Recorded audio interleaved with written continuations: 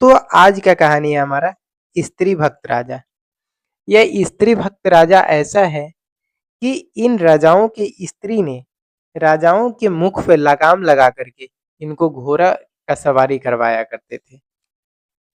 और एक मंत्री ऐसे थे जिन्होंने सिर मुंडवाकर, जिनकी वाइफ सिर मुंडवा करके उनको पैरों में गिराया, फिर वो प्रसन्न हुई।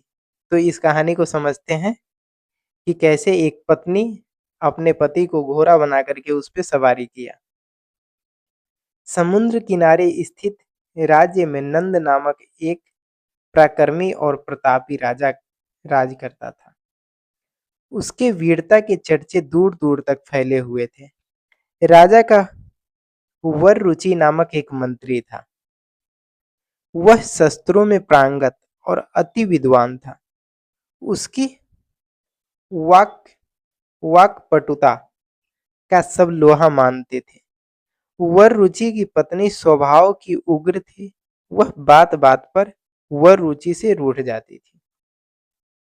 तब तक नहीं मानती थी जब तक वर रुचि उसे उसके कहे अनुसार नहीं मनाता था। एक दिन वह पुनः वर रुचि से रूठ गई। वर रुचि ने उसे मनाने का बहुत प्रयत्न किया, किंतु वह नहीं मानी। अंततः वह बोली, प्रिय, कब तक रूठी रहोगी? मान जाओ, तुम जैसा कहोगी मैं वैसे ही करूंगा। पत्नी बोली, मैं चाहती हूँ कि तुम सिर मुंडवाकर मेरे पैरों में गिरकर क्षमा याचना करो। ऐसे करोगे तभी मेरा तुम्हारे प्रति क्रोध समाप्त होगा। वर रुचि उस राजा का मंत्री था। उसकी पत्नी बात बात पे रूठ जाती थी, बात बात पे रूठ जाती थी। एक बार फिर से रूठ गई। जब एक बार फिर से रूठ गई तो वर रुचि, वो जो मंत्री था, वो अपनी पत्नी से बोलता है कि हे प्रिय, तुम क्यों रूठी हुई हो, क्यों उदास हो? तुम जैसा कहोगी मैं वैसा ही करूंगा। तुम बताओ तो हमें करना क्या है? तो पत्नी बोली, मैं चाहती हूँ कि तुम सिर मुंडवाकर मेरे पैरों में गिर कर के क्षमा याचना करो। ऐसे करोगे तभी मैं तुम्हारे प्रति क्रोध समाप्त होगा।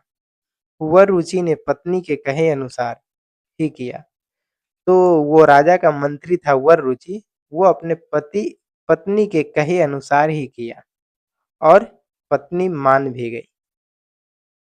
फिर उसी दिन राजा नंद की पत्नी भी उससे रूठ गई। फिर उसी दिन ऐसा हुआ कि राजा नंद के पत्नी भी उससे रूठ गई। राजा ने भी उसे मनाने का बहुत प्रयत्न किया।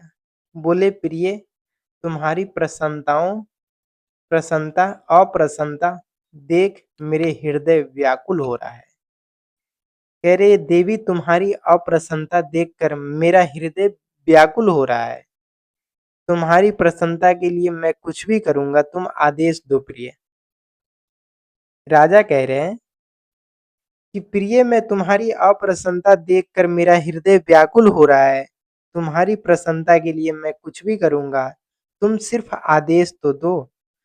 नंद की पत्नी बोली, मैं चाहती हूँ कि तुम्हारे मुख में लगाम डालकर तुझे पर सवारी करूं और तुम घोड़े की तरह हिनहिनाते हुए दौड़ लगाओ। राजा की पत्नी बोली कि मैं चाहता हूँ कि तुम्हारे मुंह में लगाम डालकर मैं तुम्हारे पीठ पर बैठूं और तुम घोड़े की तरह हिनहिनाते हुए दौड़ो, हिनहिनाते हुए दौड़ो, दौड़ लगाओ। ऐसा करोगे तभी मैं प्रसन्न होऊंगी। राजा नंद ने पत्नी के अनुसार ही किया, वह मान गई। राजा नंद ने पत्नी के कहे अनुसार ही किया और वह मान भी गई। अगले दिन प्रातः जब वर रुचि राज दरबार में आया तो उसका सिर मुंडा हुआ था।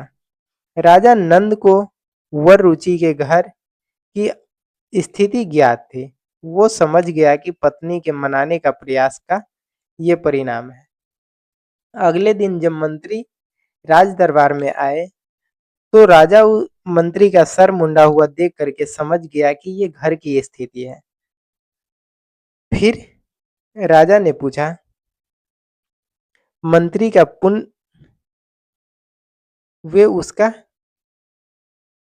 राजा समझ गया था कि उसके पत्नी के प्रयास में ये सिर मुंडवाने का प्रयास हुआ है। वे उसका मुखौल उड़ाते हुए यानी कि मजाक उड़ाते हुए बोला, मंत्री, किस पुण्य काल में तूने अपना सिर मुंडवाया है? वर रुचि वाक्पटु तो था ही, यानी कि बुद्धिमान वाक्पटु तो था ही, और राजा के स्थिति से भी भली भांति अपरिचित था। अविलंब उसने उत्तर दिया, राजन, मैंने उस पुण्य काल में सिर मुंडवाया जिस पुण्य काल में पुरुष मुख में लगाम डालकर हिनहिनाते हुए दौड़ते हैं। यह सुनकर राजा नंद और बहुत लज्जित हुआ। मंत्री ने देखो क्या बोल दिया। मंत्री ने बोला कि जिस वक्त आदमी मुंह में लगाम लगा करके घोड़े की तरह हिनहिनाते हुए दौड़ते हैं, मैं उसी काल में सिर मुंडवाया। कितना अच्छा मजाक बनाया मंत्री ने। तो सुनकर राजा नंद ने बहुत लज्जित हुए। उन्होंने भविष्य में कभी वर रुचि का मखौल उड़ाने का प्रयास न किया।